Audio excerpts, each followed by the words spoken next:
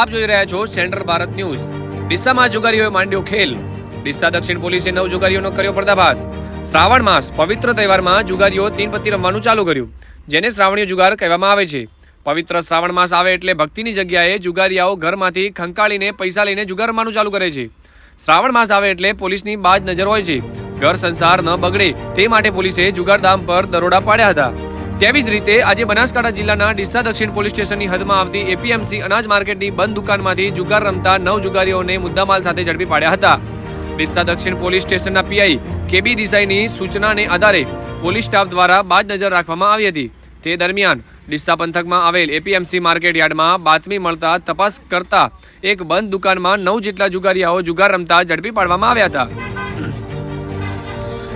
જ્યારે ડીસા દક્ષિણ પોલીસે રોકડા રૂપિયા 60,870, 2 કાર, 7 મોબાઈલ, 2 બાઇક, 1 એક્ટિવા મળીને કુલ 10,26,870 નો મુદ્દામાલ જપ્ત કરીને 9 લોકોની અટકાયત કરી પોલીસ મથકે લાવી કાયદેસરની કાર્યવાહી કરવામાં આવી હતી। ત્યારે દક્ષિણ પોલીસની પવિત્ર શ્રાવણ માસમાં જુગારીયાઓ સામે કડક કાર્યવાહી હાથ ધરાતા જુગારીયાઓમાં ફફડાટ ફેલાયો હતો।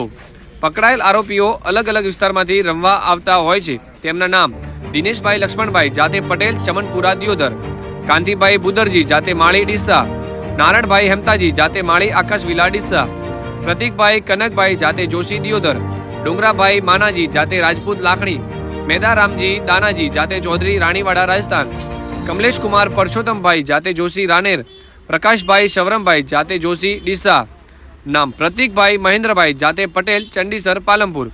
જ્યારે ડીસા મથકની પોલીસ અધિકારીઓ સરાહનીય કામગીરી, કોઈનો ઘર સંસાર બચાવવા માટે અત્યંત સારી કામગીરી કરવામાં આવી હતી।